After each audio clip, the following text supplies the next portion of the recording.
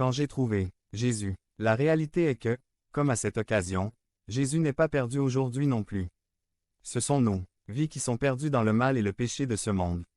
Nous vivons dans un monde plein de tristesse, de défaite, d'angoisse, de douleur et de nombreux regrets. Des jeunes qui se perdent dans la drogue, l'alcool et les gangs, mariages brisés, maisons détruites et nations en guerre. Ce n'est pas nouveau à notre époque, mais chacun de nous porte dans sa vie la douleur du péché du monde et cela nous rappelle la question posée par le peuple d'Israël. Où es-tu Seigneur? Il n'y a aucune différence entre les gens.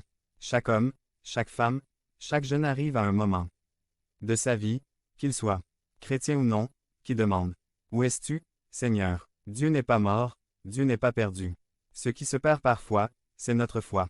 Matthieu 24, 6 à 12. 6 Et vous entendrez des guerres et des bruits de guerre. Prenez garde à ne pas être troublés. Parce qu'il faut que tout cela arrive.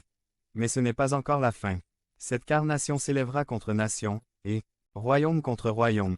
Et il y aura des pestes, des famines et des tremblements de terre dans ces lieux.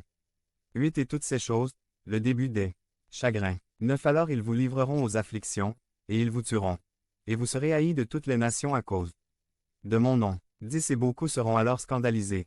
Et ils se trahiront, et ils se haïront. 11 Et beaucoup de faux prophètes surgiront et séduiront beaucoup de gens. 12 Et parce que la méchanceté s'est multipliée, la charité de beaucoup se refroidira. Devenez membre de la chaîne et AIDEZNOUS à propager la parole de Dieu dans le monde entier. Samedi 16 mars 2024. Si vous croyez en la puissance de Dieu, commentaire 11.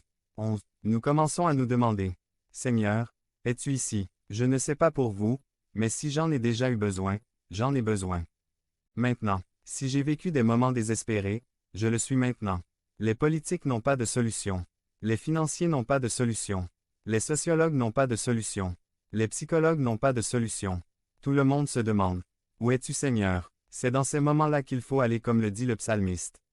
Psaume 121, 1 à 2, un CHANTGRADUEL.